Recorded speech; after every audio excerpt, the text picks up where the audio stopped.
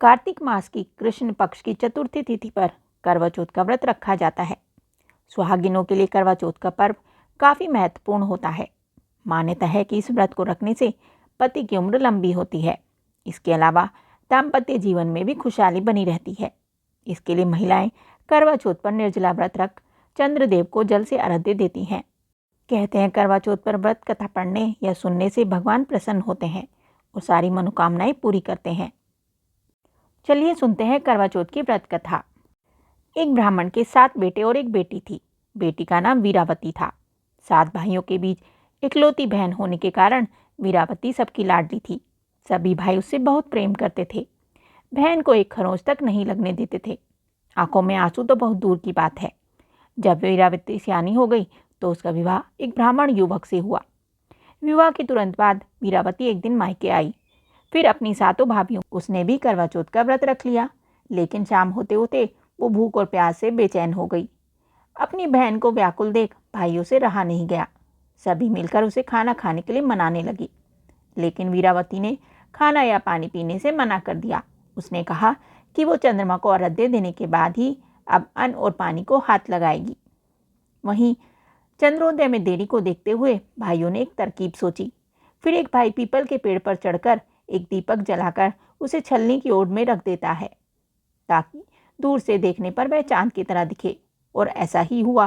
फिर दूसरे ने आकर वीरावती से कहा कि बहन, चांद निकल आया है, अब तुम अर्घ्य दे सकती हो। इतने में बहन खुश हो गई। तुरंत जाकर चांद को देख उसने अर्घ्य दे दिया और खाना खाने बैठ गई। उसने जैसे ही पहला टुकड़ा मुंह में डाला तो उसे छींक आ गई। वहीं दूसरे टुकड़े में बाल निकल आया। उसके बाद जैसे ही उसने तीसरा टुकड़ा मुंह में डाला तो उसके पति की मृत्यु की खबर आ गई। फिर वीरावती की भाभियों ने सारी सच्चाई उसे बता दी कि क्यों उसके साथ बुरा हुआ। करवा चौथ का व्रत विधिवत पूरा न होने के कारण पति पर संकट आ गया। क्योंकि ये व्रत गलत तरीके से टूटा था, इसलिए देवताओं ने नाराज होकर आशीर्वाद की जगह तुम्हें श्राप दे दिया। इसके बाद एक बार इंद्रदेव की पत्नी इंद्राणी करवा चौथ के दिन धरती पर आई। इस दौरान वीरावती भी उनके पास गई और अपने पति की रक्षा और उनकी लंबी आयु के लिए प्रार्थना की। तब देवी इंद्राणी ने वीरावती को करवा चौथ का व्रत पूरी श्रद्धा और विधि विधान से करने के लिए कहा। इंद्राणी की बात सुनकर वीरावती ने पूरी श्रद्धा के साथ करवा चौथ का व्रत रखा। उसने सच्चे मन से भक्ति से करवा चौथ व्रत पूरा किया। भगवान ने प्रसन्न होकर वीरावती को अखंड सौभाग्यवती भव का आशीर्वाद देते हुए उसके पति को जिंदा कर दिया। बोलो करवा चौथ माता की जय।